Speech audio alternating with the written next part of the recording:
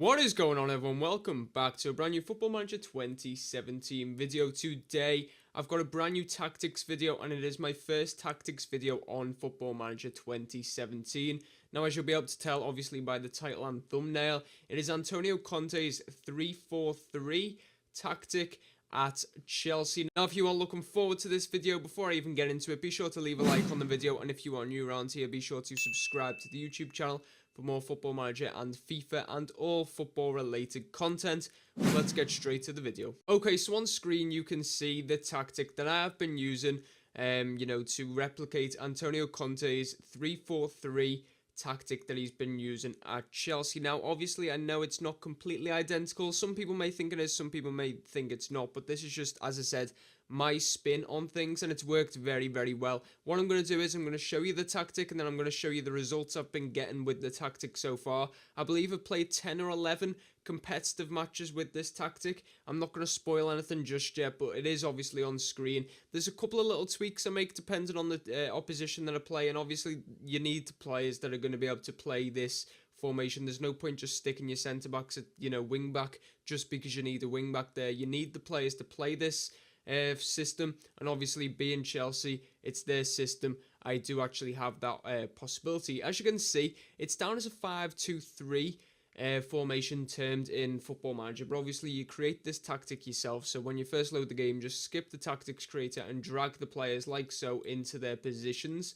So I'll start off with the goalkeeper. Obviously Courtois, goalkeeper, defensive. You can do, you can play him in sweeper keeper if you want, but it's probably not advisory. I just keep him in goalkeeper. Then at the back, this is how I've got it set up, and I've seen different variations, and I've spoke to different people. They have different variations for it, but this is how I'm going to go with it. And obviously these aren't the players that Conte picks. These are the players I've been picking that I feel suit this system best. So I've gone with Cahill at the back as a defensive centre-back. Now, he is best suited to a ball-playing defender, but I don't want two of them in the three at the back. I only want one of them, and I've gone with David Luiz for that option. So I've gone with Cahill as a defensive centre-back. Then I've gone with David Luiz, as I said, as the ball-playing defender. So obviously he's going to be the one that, tries to get the team back on the counter-attack, on the attack, whatever you want to look at it. He's basically going to be the player to actually play them passes to either the wing-backs or the midfielders. Then we've got Kurt Zouma. He's actually been injured in this save, so I have been playing John Terry.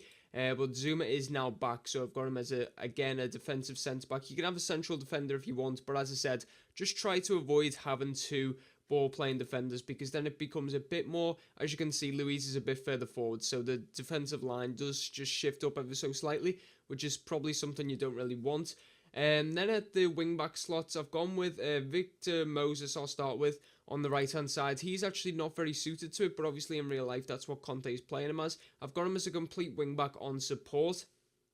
The reason why I've not gone attacking is because I kind of want the defensive, I want it to be very, very solid at the back and then kind of work from there. So that's why I have gone actually with the support, so we don't really get caught out too much. Then on the other side, for exactly the same reason, I've gone with Marcos Alonso as a wing-back rather than complete wing-back, purely because he does suit it. But if you have someone that plays complete wing-back, go with him by all means. And I've gone defend on him. Again, I could have gone support, but as I said, I really, really want, a solid back line. You always want to build from the back with your tactics. So I've gone with defensive for now. And then if this tactic does, really, really settle down and actually prove to be very, very effective, then I may shift him to support the more comfortable I get with this system. Right, moving into the midfield, and again, as I said, Conte doesn't always pick these two players. I don't think Fabregas actually gets picked that often. I may be wrong, correct me if I am, but Kante definitely does get picked, and he's probably picked as a different role. But as far as I saw of him last year at Leicester and what I've seen of him this year at Chelsea, he is pretty much a box-to-box midfielder.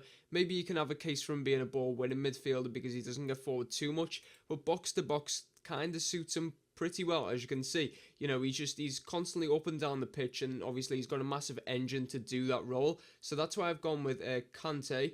Then we've got Fabregas as the deep line playmaker. Now, you've got a number of options, especially in the Chelsea ranks, to play this role. I believe Nemanja Matic can play it, Ruben Loftus-Cheek, probably some of the other players can play it. I've just not really experimented too much because Fabregas actually suits it quite well. Obviously, he's transfer listed, but that's just, when you first load up the game, it stays like that, and I've just not changed it, to be honest. But Fabregas, as I said, the deep line playmaker, I've got him on support. If you're not feeling too comfortable with this tactic, you can put it on defensive. And again, it will just, make sure that defense is a bit more solid, but it won't do too much. So I do have him on support, probably because Fabregas was more known as an attack-minded player anyway.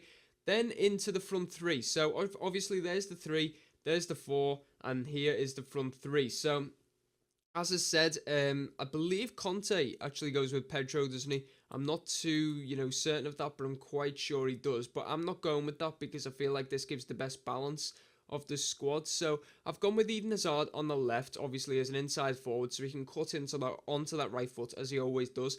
I've gone with Willian on the right as a winger, so he can just bomb down the wing. Wingers tend to stay out wide, inside forwards tend to cut in. If you didn't know that, there you go. But I'm quite sure everyone would have known that. And then Diego Costa have gone with a defensive forward on support. I didn't want to go defender because it just drops him far, far too deep. And he focuses too much then on, he'll press the back line and so on, which is good because you want pressing from the front.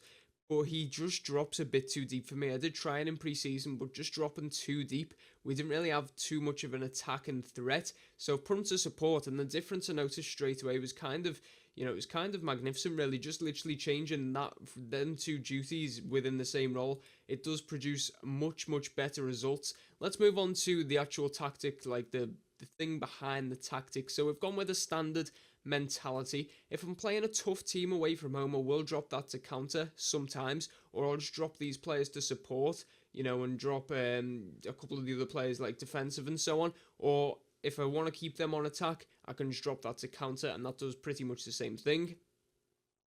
I've played around with this, and I'm going to stick with flexible. I put it on structured at one point, but we just seemed like we weren't clicking. And then I've got on fluid during pre-season in one of the matches, and it just wasn't a pretty sight, to be honest. We ended up losing the match. Just the players were all over the place, especially David Luiz. He was just drifting into like defensive mid and centre mid. It wasn't really good, so I've just stuck with flexible for that. Now, in terms of the team instructions, tempo is much higher. Width is wide, obviously, because you've got that many wide players on the pitch. You need to make the most of that. Defensive line, you can play around with this. I've just kept it at normal. I tend to do that anyway. And then just depending on the opposition strikers. So if you've got like an Andy Carroll, you may want to play a higher because he's not got tons of pace, so he probably won't try and get him behind anyway. And then if they've got like Aubameyang or someone like that, you may want to sit deeper so he can't get in behind the lines. Closing down, I've got him more. Not much more, just more, because I don't want to get drawn out of position too much. Prevent short goal, goalkeeper distribution, and use tighter marking. Retain possession, I've also ticked, because you do want to try and get possession.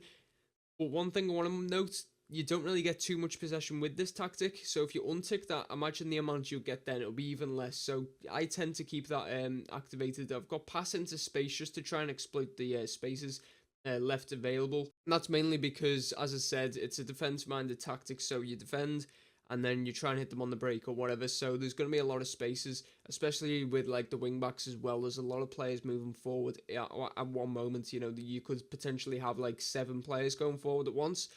Play out of defense, that just goes without saying for this tactic. Look for the overlap and work the ball into the box. Let's move on to the player instructions. Okay, so I'll go through these player instructions quite quickly. So Courtois, I've had to distribute to centre-backs, roll it out in quick distribution. Can't even get my words out there.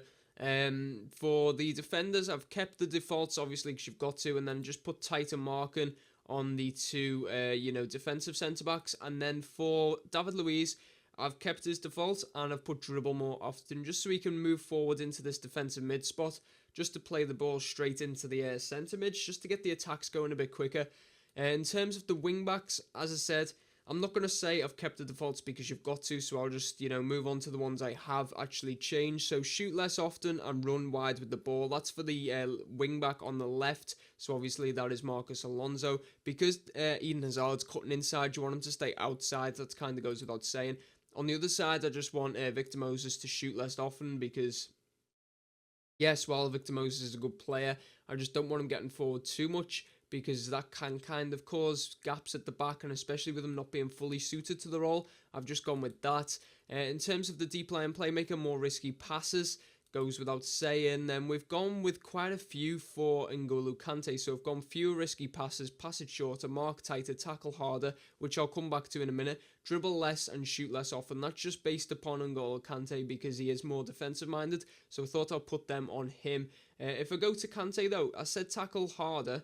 If we look at his history, you can see he has played 8 matches in the league. He's had 6 yellow cards and 1 red card. So maybe that does have to come off because he has given away a lot of fouls and he obviously already received a red card. In terms of the actual forwards, I've not actually changed anything on any of them. As you can see, I've just kept the defaults and it's working pretty well, to be fair. So completely, just keep that exactly the same. Opposition instructions, I always just let the assistant pick. And then if there's something I don't really like, I'll change it myself. Let's take a look at the results I've had with this tactic then. Okay, so as you can see, these are the results I have had with this tactic. And as you can see, I am unbeaten in, actual competitions. So not in friendlies, actual competitions, all comps. I've only played about, 1, 2, I can't even count it. Let's go. 1, 2, 3, 4, 5, 6, 7, 8, 9, 10, 11. 11 matches and I am unbeaten. And granted, I've not played the most difficult of games, but there are a few tricky games in there. So we started with Stoke at home and we got the victory. 1-0. Oscar with the goal. This was when William was injured, I think it was, or something like that. Then we played Leicester, obviously last year's champions, drawing 0-0 away from home. Then we went to Scunthorpe in the cup, beating them 2-0. I had a rotated team, but Pedro and Eden Hazard got the goals. West Brom at home, we won 3-0. Costa and Hazard with 2. Then we hosted Arsenal, drew 1-1. Then we went to Old Trafford. That's where N'Golo Kante got sent off. Paul Pogba also getting sent off for United, 0-0. Then we played Blackburn, again a rotated team. We won 3-1. Then we played Everton at Goodison Park. Pedro getting 2 goals for ourselves, which was good to see. He came off the bench to do that. We won 2-0. Then we thrashed Middlesbrough 6-1 at home. Very, very convincing there. And then we played Bournemouth recently, winning 2-1 down on the south coast at Dean Court, which was again a good victory. They didn't actually score themselves. They relied on David Luiz to do it for them. And then my most recent result was against Southampton, a 1-1 draw away from home. So you look at the toughest games there, and the Arsenal and Manchester United game obviously stand out. Last year's champions as well, and then you would argue either Everton or Southampton. So the games we've expected to win, we've won, and then the games that we could have arguably lost, we've drew. So that's perfectly fine with me. If we take a look at the Premier League, you'll see why we are the only team unbeaten. We're 1 point off the top. I think let's just go to home. We are the 4th highest scorers with 16 goals and the 2nd lowest conceding teams with only 4 goals conceded, which is pretty impressive, to be fair. I'm really, really happy with that. As I said, the possession isn't sky high. You can see 51.56%, but it's the fact that we are winning games comfortably is obviously the biggest thing. We're winning games. Let's just go to attacking. So goals, we are 4th highest. We're joint with Arsenal. We're only 3 points, behind Manchester United. And then in terms of defensive, you see conceded, we're literally, us and City are well clear of everyone else. In terms of clean sheets, let me have a look. We're on 5 clean sheets already out of how many games have we played? 9. So you can see that this tactic is very, very defensively sound, to be fair. And going forward, it's not too bad either. We can score goals if we really turn the style on, which is very, very good. That is all for this video. If you have enjoyed, let me know by dropping a like on the video. In the comments below, let me know what you think of this tactic and anything else that you would change. And if you've used a tactic similar, let me know. And be sure to subscribe to the YouTube channel. There will be more tactics videos on the way. So again, also in the comments below, put names of teams or managers that you'd like me to try. I know a lot of people done it, but it was in Football Manager 2016, and I don't know if you still want them. I've seen Diego Simeone and Klopp and so on. So if there are managers or teams tactics that you'd like me to take a look at and try and put into Football Manager, be sure to let me know. Also subscribe, as I said, and be sure to like this video. But thank you all for watching, guys. Until next time, goodbye.